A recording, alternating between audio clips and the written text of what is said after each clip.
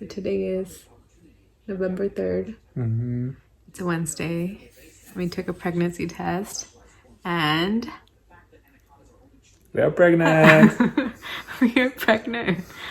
We are pregnant. And we weren't expecting it. No. We weren't trying. Will it be our last pregnancy? We'll see. Hey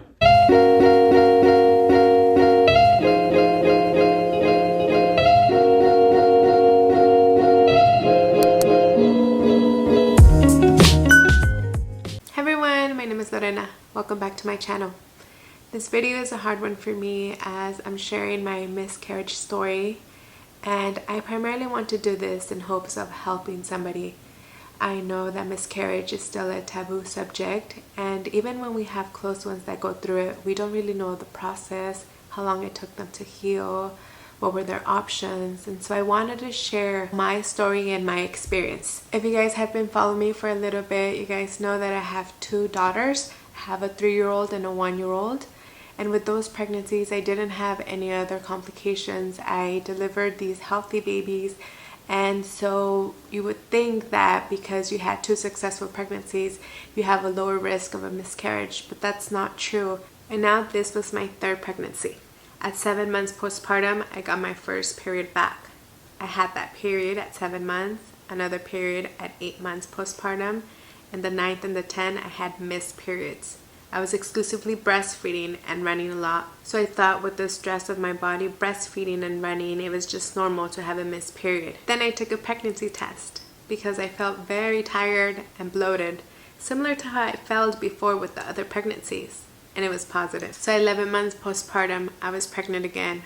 My husband and I were both shocked. We couldn't believe it. Yet we were so happy and excited. And so I thought, this is my 3rd girl, this is my last pregnancy. And it was bittersweet to think this would be the last time I would be pregnant again. And because of the missed period, I didn't know how far along I was. For all I knew, it could have been 12 weeks pregnant at this point. And so I called my OB and got the next appointment available. So I went to my first appointment and I confirmed that I was pregnant. However, the baby only measured 5 weeks. And so my OB suggested that I draw my blood to see my HCG levels and also to do the same 2 days later, which I did. At that first reading, I did measure within the 5-week range, and when I went back 2 days later, it had increased. So everything seemed normal, and to her and I, it was just an early normal pregnancy. The next appointment would be the 8 weeks, so we can hear the heartbeat. Now, I still had continued to be running a lot. I had asked my doctor for advice, and she told me that there was no risk for me to continue running, to just listen to my body and to take it a little bit slow if I needed, if I cramped up, to stop. But I never got any issues while running. And so I continued to run with caution, to start taking my prenatal vitamins, and everything seemed fine for the next couple weeks. At 7 weeks pregnant, it was the week of Thanksgiving. I would be cooking my first Thanksgiving meal. I was so happy and excited. We actually almost told our family that day. However, we decided not to get ahead and wait for that 8-week appointment then the following Monday. But on Friday, the day after Thanksgiving, at noon, I went to the bathroom and noticed some teeny tiny blood clots. I thought maybe this is normal 8-week bleeding. It had happened to me with Juliet. I had some teeny tiny clots and nothing was wrong. But when I went back to pee 2 hours later, there was a lot more blood clots and they were bigger. I didn't have any other symptoms. I didn't have a headache. I didn't have a fever. I wasn't tired. I didn't have cramps. There was nothing much else than the bleeding. I knew these blood clots weren't normal anymore. I knew I had lost my baby. So I told my husband and I messaged my OB. I remember my mom was still here that Friday afternoon. Yeah, I didn't want to tell her what was going on. I wasn't prepared to admit to anyone that I had just had a miscarriage. Nobody actually knew that I was pregnant besides my husband. And so it was easier for me to keep that to myself until I was ready. And in that moment, I didn't go rush into urgent care either. I knew I felt completely fine. My gut told me that I was better off staying at home, resting and processing what was happening to me and my body. And so for the next couple of days, Saturday and Sunday, I continued to bleed and have cramps. I decided not to take Motrin for the pain just because I was breastfeeding and I don't like to take medication while I'm breastfeeding. And so I just stayed in bed, rested, and kept hydrated. My OB later messaged me and told me there was no need for me to go to the ER if I was feeling okay. She told me that if I wasn't soaking through 2 pads in an hour, then I was fine. It wasn't an emergency. And so Monday came and I went to my appointment and my OB confirmed I had had a miscarriage. There was nothing inside of me anymore, and I was 1 centimeter dilated. She gave me 3 choices. She told me that I can continue to let my body do its thing, to just wait and continue to bleed and see if my next period would come and it would clear everything out. Or she offered me to take some medication, some form of tablets to induce some cramps and therefore release the tissue within me that I had. Or she told me I could have a DNC procedure. She told me that I didn't have to make a choice just then. She told me I could go home and think about it and see what I wanted to do. In the moment, I told her that I knew that I wanted to wait it off, that I wanted to see if my body could just clear up everything out. And she told me to come back in 2 weeks. When I went back 2 weeks later, she tested me and I was still reading pregnant. She could still see some tissue within me. And so she asked if I was okay waiting. It seemed like my body was doing its job. My HCG levels at this point were very, very low.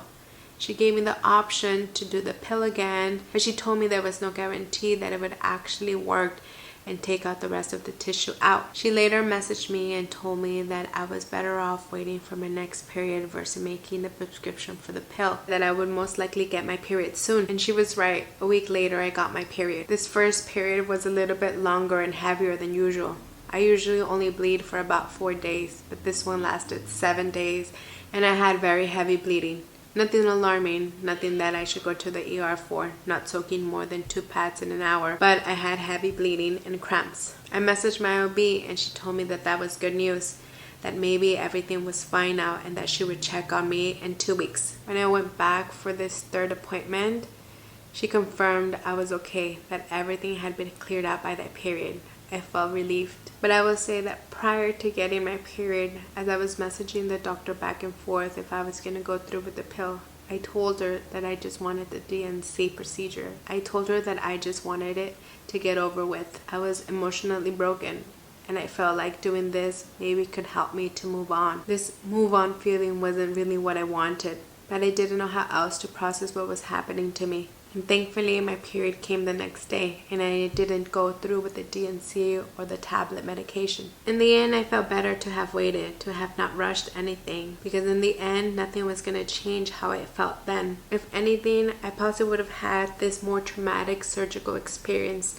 and I'm glad I didn't have to go through that. Once my body did heal, it was easier for me to heal emotionally. I still felt very sad, and I still feel very sad to this day to have lost my baby. However, running has helped me. It has helped me heal. It has helped me process this frustration and sadness and just be able to use this energy and put it into running. Because every time I run, I think about my baby. I think how we were running together and how I have to continue running for him or her. And after some time now, I'm able to accept that this baby came into my life to give me a gift, to give me the gift of strength. I love this baby and it will forever be in my heart. And even though I wish this on no one, I wanted to share so that maybe it could help somebody. Maybe you went through something similar, or you're struggling to get pregnant, or you're planning to get pregnant.